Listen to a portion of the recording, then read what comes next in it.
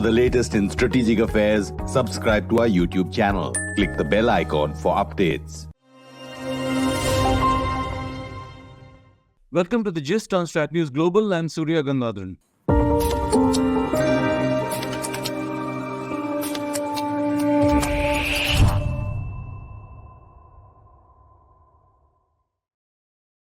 Good evening, and in this edition of the Gist, we are focusing on the BRICS Forum, the BRICS Summit in Johannesburg, South Africa, which has wound up.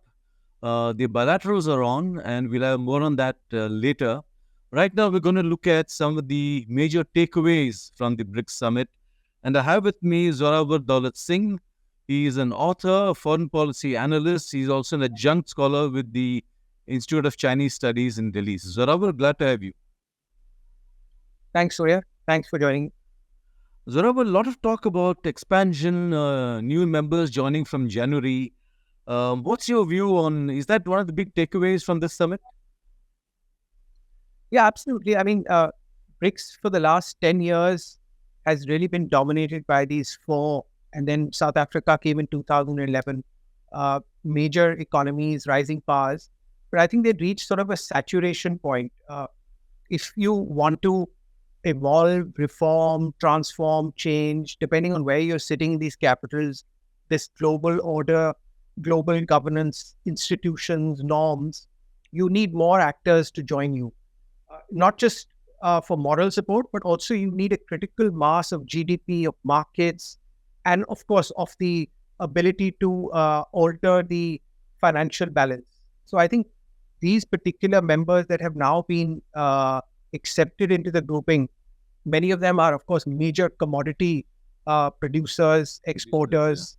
Yeah. That will add to what are many calling for a de-risking of the global financial system, the dollar-based system. So this is one step in but I would say at a more philosophical level or at a broader level, this particular BRICS summit, I mean, afterward, we've had now several summits, even in the last 3 years post-COVID. Yeah. None has sort of attracted the kind of media attention, the intensity of debate as this one. Why is that? Of course, is you have a major conflict, great power conflict happening in Europe.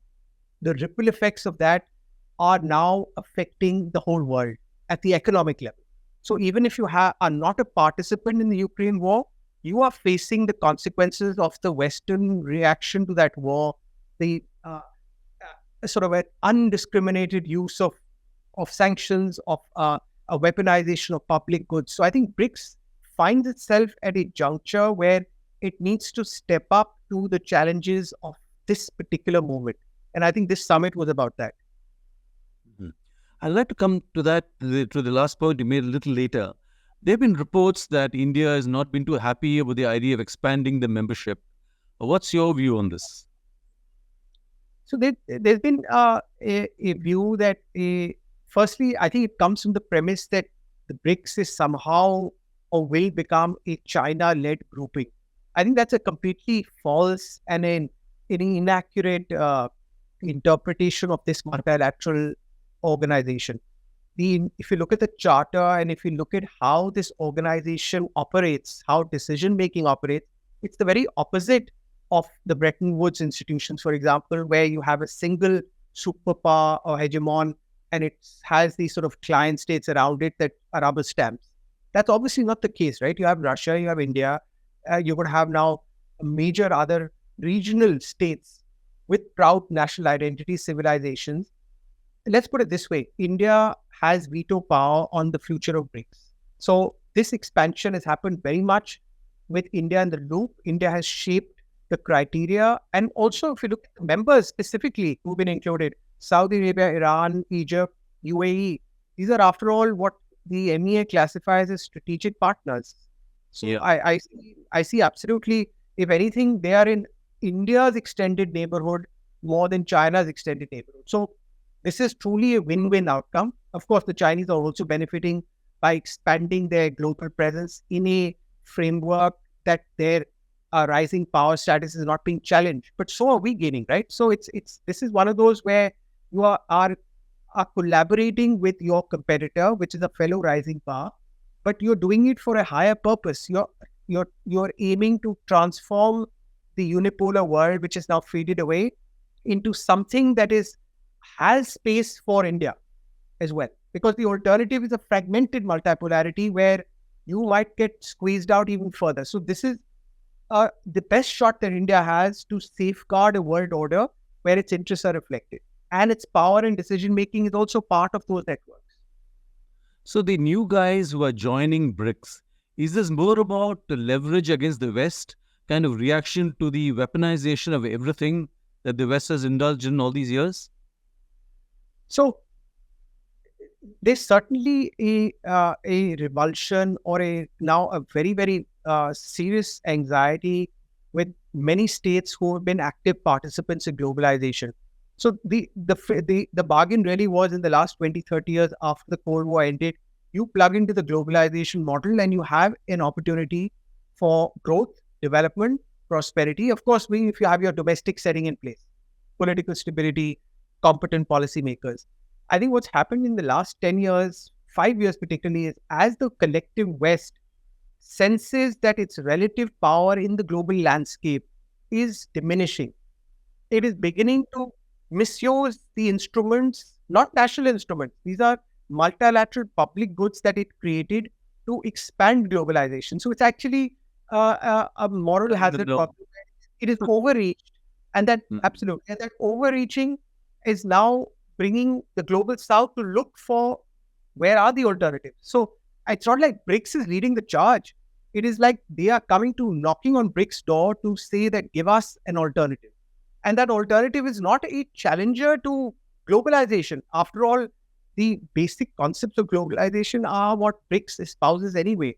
But it is now saying, guys, it's going to be done according to what your original liberal vision was, without bringing in this parochialism or this schizophrenia or the pursuit of national geopolitical ambitions through your public goods. So it's a creation of a de-risked framework of new public goods, and hopefully they can complement the old order.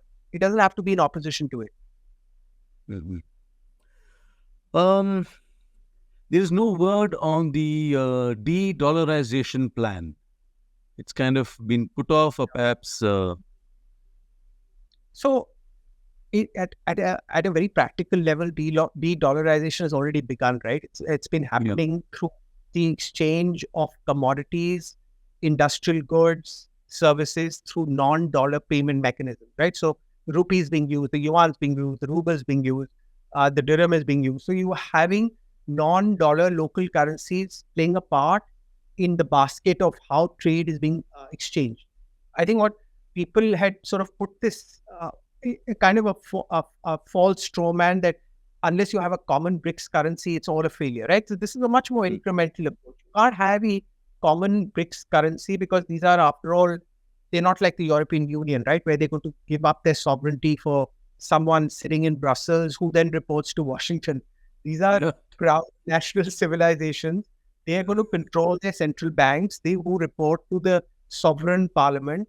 But there are ways to create diversified currency baskets. You have the SDR, which was used in the past.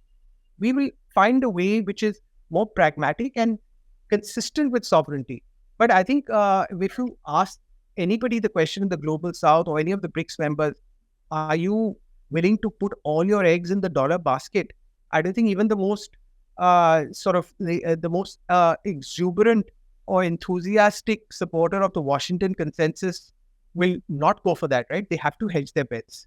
So you have a range of ideas, and I think a full non-dollar framework again is linked to the size of the members of the BRICS. So if you have 10 members tomorrow, you have 20 afterwards. That geoeconomic scale of internal trade, financial flows, development financial flows will allow, for obvious reasons, non-dollar payments to come into play. So it's also about how big BRICS becomes, and along with that, the non-dollar will grow. So it's an incremental parallel process. Zorawar, the admission of new members, some people say it'll make the organization less coherent, less decisive. In that sense, how would you rate BRICS' performance so far? Has it worked cogently in a coherent manner all these years? So I'll respond in two ways. One, the first phase of BRICS, uh, because of the circumstances that globalization had still not been given the shock that it has been given in more recent years of this sort of undermining of public goods, it was sort of drifting along in a far more comfortable cruising state. There was not that urgency to, let's say, revolt against what's happening. So they created the new development bank. They had these summits, but there was no real compelling urgency that let's create something new. I think now, in the recent years, circumstances have pushed them to up their game and actually to find a role for itself. So I think in some ways, the shock that has come to the international system, great power competition, misuse of public goods, has given BRICS a purpose. So that this expansion, of course, it's going to be based in the same framework of how decision making is going to be made, consensus based. There is going to be no sort of muscling through any kind of little cliques or factions. Ultimately, it's about bargaining. Of course, being constructive, not being a spoiler. Some in the West would love India to be a spoiler in this group, right? Just drag your feet. And why? Because the China threat. I mean, you can chew and walk and chew and gum at the same time, right? We can deal with the China problem, but we can also go towards a multipolar world. So we're doing both. And I think the others are doing it as well. So there is enough space to, and I think habits of multilateral cooperation in the non-Western world are challenging. We know that from the past, right? We know that Cold War had so many of these institutions with these proud identities, post-colonial problems. They were difficult to deal with, and they're difficult to cede their sovereignty. But now that they have overcome that first generation of basic stability, and they are at peace with themselves, at peace with their presence and engagement with the world order. Now they are ready to take that step. So these current members, plus the new ones, none of them are sort of schizophrenic states that are in complete odds with where they see the world going. They have a common vision. They may have different means to get there, but that overarching framework is almost very, very similar across capitals, whether it's Tehran, Delhi, Moscow, Beijing, Cairo. Everyone wants stability. Everyone wants an open, inclusive globalization.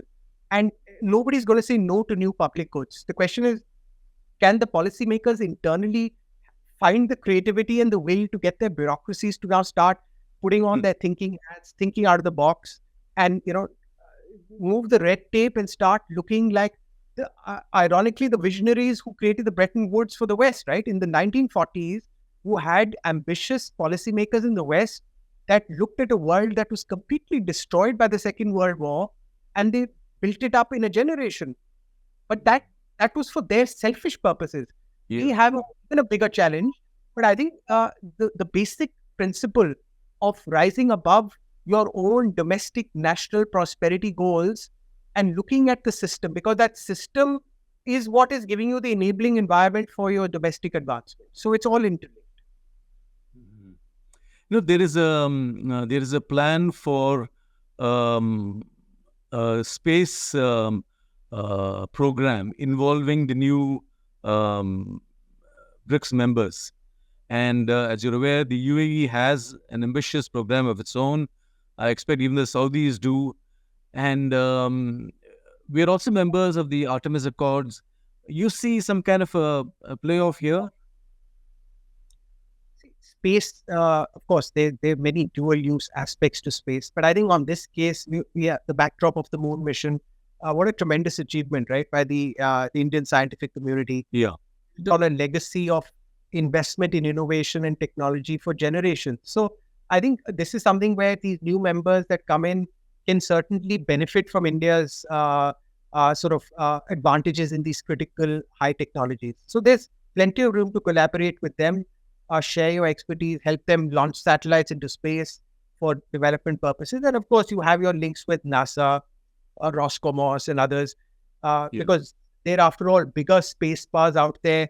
Will have a more broader, comprehensive set of capabilities. But I think India is well on its way on that. So, but as you said, there is plenty of opportunities for BRICS to start operating even in many, many other areas that can actually start creating new norms across sectors. So, for example, in higher education, I believe they're going to create a new accreditation framework that will allow human capital and the universities to, after all, India spending billions and billions of dollars sending its students, right, to the Western world, Yeah. Anglo-speaking world. So, if this gives an opportunity to create a BRICS framework where you have a, a cross flow of human capital between these, what is probably most of the planet, I think that's a pretty remarkable achievement. I think they should be doing that. So that's again about broadening and deepening globalization. I just want to get back to this whole China thing that you also mentioned. The China bogey that it will dominate BRICS. At some point, the yuan will become the BRICS currency. Are these concerns contrived? Do you find them genuine? See, if the whole idea that China will rule the world and rule BRICS is based that everyone else disappears from the scene. Everyone else fails. Everyone else does not succeed in their national goal. So, of course, if that is the scenario you're painting, then you can't avoid it. But if the scenario is that there are multiple rising powers, of course, this one is formidable. It's been formidable for thousands of years. It's only returning to that stage, the way India is. So, there is asymmetry, but there's plenty of room for the competition and collaboration to occur. I agree with the point that on territorial aspects, there are certain deep, old disputes, but I think those should not be brought into the multilateral sphere because these are two parallel journeys of you're managing your geopolitical front, but you're also changing the world. And if anyone tells you to not change the world because you've got to sort of manage your immediate geopolitical periphery, then I think they are setting you up to really fail. Another question about the Ukraine war. We have Russia there. We have China. Both are allies in this. India doesn't like what's happening in Ukraine. We have yet to see an initiative by the BRICS to get this, kind of resolved or stabilize it in some way. Do you expect that with the addition of new members, that could become easier? The involvement in peacemaking in the BRICS, in the Ukraine conflict, which is really in essence a conflict between Russia and NATO, right? It's a conflict for the future of European security, and to find something which is a more balanced, not a one-sided framework.